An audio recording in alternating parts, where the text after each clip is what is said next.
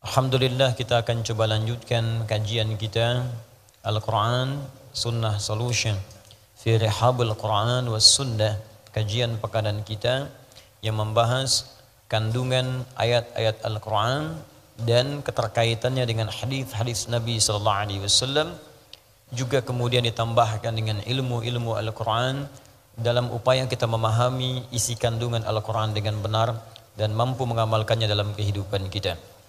Semoga dengan itu kita digolongkan ke dalam satu golongan yang disebut oleh Nabi SAW sebagai golongan terbaik, manusia paling baik yang pernah hidup di bumi. Ini pernah disampaikan dalam salah satu hadis yang diriwayatkan oleh Imam Al-Bukhari. Beliau menerima hadis ini dari seorang bernama Hajjaj, Hajjaj bil Minhaj, menerima dari Syu'bah menerima dari Alqamah ibnu Marthad. Alqamah ibnu Marthad menerima dari Sa'ad bin Ubaidah. Sa'ad bin Ubaidah menerima dari Abu Abdurrahman As-Sulami. Abu Abdurrahman As-Sulami menerima dari sahabat Uthman ibn Affan radhiyallahu ta'ala anhu. Uthman ibn Affan radhiyallahu ta'ala anhu menerima langsung dari Rasulullah sallallahu alaihi wasallam. Ini silsilah sanad dia, disampaikan kemudian dari Nabi sallallahu alaihi wasallam, khairukum man ta'allamal Qur'ana wa 'allama. Yang terbaik di antara kalian adalah orang yang bisa belajar kandungan isi Al-Qur'an kemudian dia mampu mengamalkannya. Jadi kalau ada orang baik di muka bumi ini, maka di antara yang paling baik itu adalah orang yang mau belajar Al-Qur'an. Ini mengandung banyak pengertian. Pengertian yang pertama, jika kita belajar Al-Quran dengan benar itu, maka yang didapatkan pertama kali dari Al-Quran itu nilai-nilai kebaikan. Jadi kalau Anda belajar Al-Quran, apalagi datang ke tempat ini setiap pekan, ada yang naik pesawat, naik kereta, naik bis, ya, naik sepeda, naik sendal, ya, dan seterusnya sampai tiba di sini untuk belajar Al-Quran. Tapi pelajaran itu tidak merubah dia menjadi lebih baik. Berarti ada yang salah dengan cara dia belajar. Ada yang keliru dengan cara dia menangkap pengetahuan. Sebab seorang yang belajar Al-Quran itu ciri pertamanya, kata Nabi, langsung Nabi yang sebutkan, ciri pertamanya Al-Quran yang ia pelajari akan merubah kepribadiannya, memiliki sifat dan sikap yang baik dalam kehidupan. Jadi kalau antum sudah mengaji di sini, Allah sudah mengaji di sini, pulang dari sini itu ada perubahan kebaikan. Mata melihat yang baik-baik. Jadi yang tak baik itu sudah nggak bisa dilihat lagi, karena yang kita kaji itu Al-Quran. Kalau antum mendengar, senang yang baik-baik, yang tak baik itu sudah nggak senang lagi. Kalau antum berjalan, senang berjalan pada yang baik, yang tak baik itu sudah nggak enak lagi kemudian dipijak dan dituju. Kenapa? Karena yang kita pelajari Al-Quran. Kalau bukan Al-Quran, mungkin agak berbeda. Tapi kalau Al-Quran, ukurannya hadis langsung, bahkan nanti firman Allah Subhanahu wa Ta'ala. Di dalam Al-Quran surah ke-35 Fatir, di ayat ke-32, ya paling kiri sebelah atas di mushaf. Allah membagi nanti pelajar Quran itu pada 3 bagian. Ada pelajar yang tidak sukses, ada pelajar menuju sukses, ada pelajar yang sukses. Ya, thumma awrathnal kitaba alladzina istafaina min ibadina. Kemudian kami wariskan isi Al-Quran itu, kandungannya itu kepada hamba-hamba terpilih di antara sekian hamba kami. Masya Allah, jadi kalau antum datang ke sini belajar Al-Quran, antum tuh bukan sekedar datang, Anda dipilih oleh Allah. Betapa banyak orang hidup sekarang di muka bumi. Kenapa Anda yang terpilih ke sini? Kenapa Anda yang datang? Kenapa Anda mau belajar? Investasi waktu, tenaga, ya, juga biaya dan sebagainya. Mau berangkat. Kalau bukan Allah yang gerakan, siapa yang bisa meringankan langkah kita untuk berada di sini? Jadi kalau Allah sudah pilih, Anda kemudian harus yakin dengan pilihan itu. Saya memilih Anda mengerjakan sesuatu, Anda tidak kerjakan dengan baik, bukankah saya kecewa?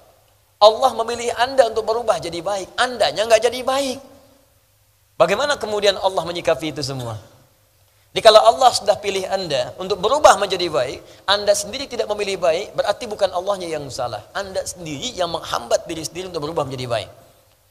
Maka bertakwalah kepada Allah, senangi diri kita, berbahagialah. Karena ketika Anda sudah mulai berada di majlis ilmu dengan ustaz manapun, maka itu tanda pertama Allah menginginkan kita berubah menjadi orang baik. Itu ada di dalam hadis Al-Bukhari dari sekitar 97 pembahasan, 97 kitab di hadis Al-Bukhari. Di kitab ketiga namanya Kitabul Ilmi.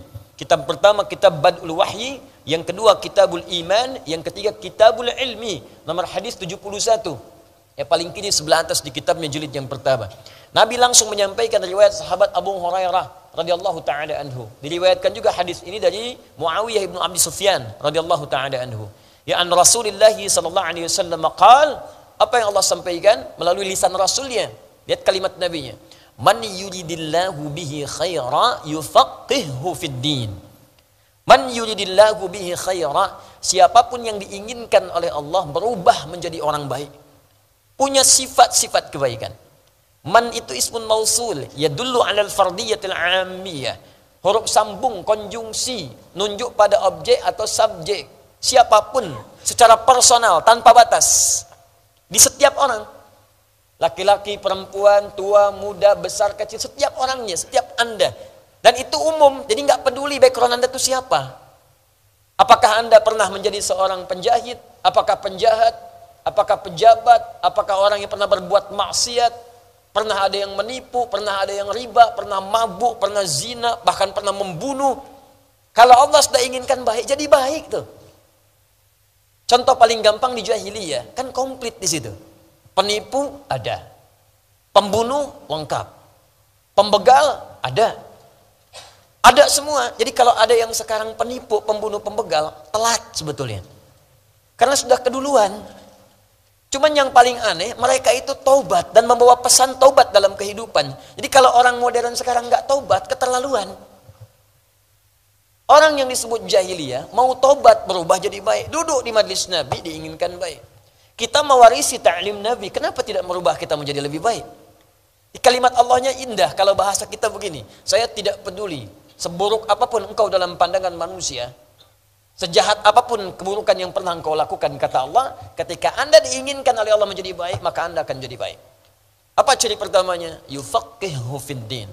Maka dia akan dibimbing, dilembutkan hatinya, diringankan langkahnya untuk mau datang ke majlis ilmu, memahami tuntunan dari syariat ad-din. Sampai paham. Bukan sekadar duduk. Kalau kalimatnya fiqh itu paham, mengerti. Jadi memang ini fokus, berniat benar untuk belajar. Bukan sekadar duduk, ngamat kiri kanan, begitu berlangsung, ambil sendal orang misalnya. Hah?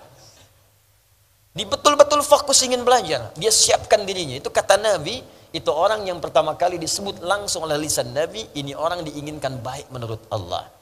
Saya sering katakan kalau orang Bekasi bilang Anda baik, jangan dulu senang, karena orang Makassar belum tentu kenal Anda. Se-Jawa menyebut Anda baik, Sumatera belum tentu lihat Anda. Se-Asia menyebut Anda baik, orang Afrika pun mimpi nggak pernah lihat Anda. Tapi kalau Allah katakan Anda orang baik, maka semuka langit dan bumi mengatakan Anda yang terbaik. Dan Anda pulang dengan status yang terbaik di hadapan Allah Subhanahu wa taala. Nah, hanya nanti orang yang belajar Al-Qur'an ini terbagi 3 bagian. Kata Allah, saya sudah berikan warisan, cuman warisannya nggak dipakai. Sama seperti begini, ada orang nerima warisan sekarang, banyak dapatkan 1 miliar tiap orang. Apakah kemudian 3 orang yang mendapatkan, misal 3 orang dapatkan warisan setiap orang 1 miliar. Apakah setiap orang akan menggunakan uang itu dengan cara yang sama? Kadang bisa berbeda. Ada yang bangun madrasah dari uang itu. Ada yang bangun masjid. Ada yang berderma. Dan tidak sedikit yang digunakan untuk bermaksiat dan berfoya-foya saja. Ada yang mendapat warisan langsung dari Allah berisi kitabullah Al-Quran. Bahkan dia bisa datang ke majlis ini untuk belajar Al-Quran. Cuma sayang nanti ada 3 golongan terbagi dari orang itu. 1, wa minhum zalimun li nafsi. Ada orang yang zalim pada dirinya. Sudah Allah inginkan baik, dia mempertahankan keburukannya. Bahkan dia gunakan ayat-ayat Quran itu untuk berbuat maksiat. Ini golongan pertama, hati-hati. Hati-hati ya. Bahkan nanti di majlis ilmu itu ada yang mengutip ayat-ayat Allah, bahkan untuk bertentangan dengan hukum-hukum Allah. Semua agama adalah sama, menuju Tuhan yang sama. Cuman caranya beda-beda. Dipotonglah kemudian ayat-ayat Quran. Quran surat sekian, ayat sekian. Tidak dilengkapi, dipotong sebagiannya jadikan dalil. Hati-hati, ada yang begitu.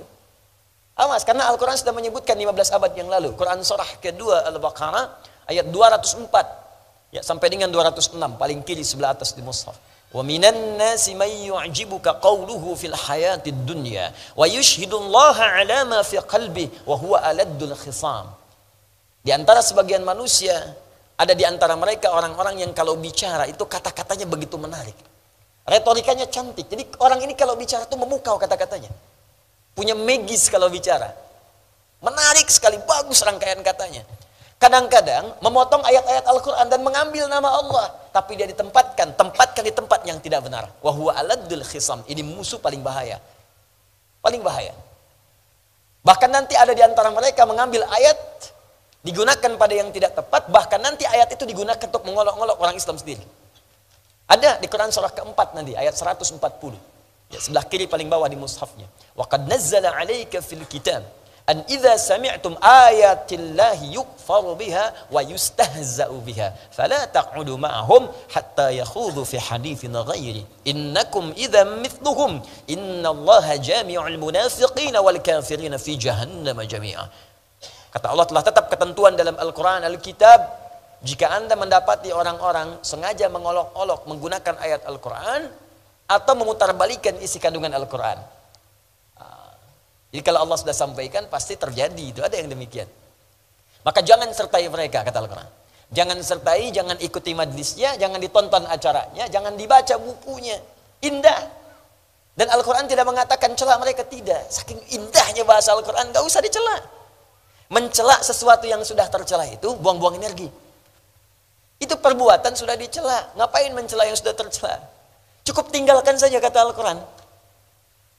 Lalu kenapa? Kalau ditinggalkan, nanti dia merasa ada yang salah dalam dirinya, supaya dia balik lagi. Hatta yakhudhu fi haditsin ghairi. Sampai dia balik lagi, kalau sudah balik, rangkul lagi. Itu indah ya. Celaan tidak ada, makian tidak ada, ya, hal-hal buruk tidak ada, hoax tidak usah dibuat, tinggalkan aja. Nanti dia sadar, oh ada yang salah dengan saya. Indah sekali merangkulnya. Balik lagi, baru kita rangkul. Tapi kalau Anda ikuti, innakum idzam mithluhum, lama-lama Anda seperti itu nanti.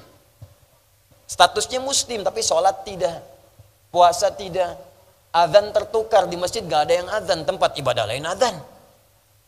Masjid kosong, gak ada sholat, tempat ibadah lain ikutan sholat. Bahkan yang paling aneh, masjid banyak kok sholatnya di tempat ibadah lain. Nanti ada yang salah di situ. Nah, jadi teman-teman sekalian, coba kita nilai ya, ini sampai dengan malam ini, di pertemuan saat ini, apakah kajian kita sudah merubah diri kita menjadi lebih baik dalam pandangan Allah? Wa minhum muqtasid, ada orang yang sedang berubah nih, hijrah tengah-tengah. Ya, maksiat tidak, tapi berbuat baik pun bagi yang lain belum. Baru paket hemat untuk pribadinya. Ya, di kalau baca Quran mojok-mojok dekat tiang, ulang-ulang. Bah, silahkan Ustadz jadi imam. Saya belum Ustadz. Masih mengulang dulu, malu nanti. Padahal sudah hafid 30 juz. Itu paket hemat, itu muqtasid. Ya, ada yang dekat mimbar bolak-balik. Masya Allah, khusyuk bacanya. Pak, silahkan jadi imam. Ah, belum, saya masih belajar. Emang Bapak mengulang surat apa tadi? Al-Ikhlas. Tapi dekat mimbar. Itu muqtasid, berubah dia. Bagus daripada tidak sama sekali. Sebelumnya rajin lihat berita. Sekarang dia mulai baca Al-Quran. Sebelumnya keluar nggak bawa apa-apa. Sekarang naik busway pun bawa mushaf. Naik kereta bawa mushaf. Bawa aplikasi, baca Quran, ada perubahan di situ. Masuk paket hijrah, paket pertengahan. Nanti kalau sudah bagus itu, wa minhum sabiqum bil khairati biiznillah. Ada orang ketika mendapatkan Al-Quran itu merubah dirinya menjadi lebih baik karena Allah Subhanahu wa taala. Maka Anda akan merasakan kalau menatap dia sudah nggak suka dengan yang nggak baik lagi. Kalau lihat tayangan nggak bagus nih, palingkan. Mendengar sedang nggak enak dengan topik-topik yang maksiat. Begitu dia dengar nggak bagus nih, palingkan. Ah, itulah yang berhasil itu. Itu yang paling bagus. Jadi kalau Anda ikut ta'lim Al-Quran seperti itu, sampai di situ, maka berbahagialah. Artinya, kita sudah masuk dalam wilayah yang dicintai oleh Allah Subhanahu wa taala. Tinggal dipertahankan sampai wafat menghadap Allah.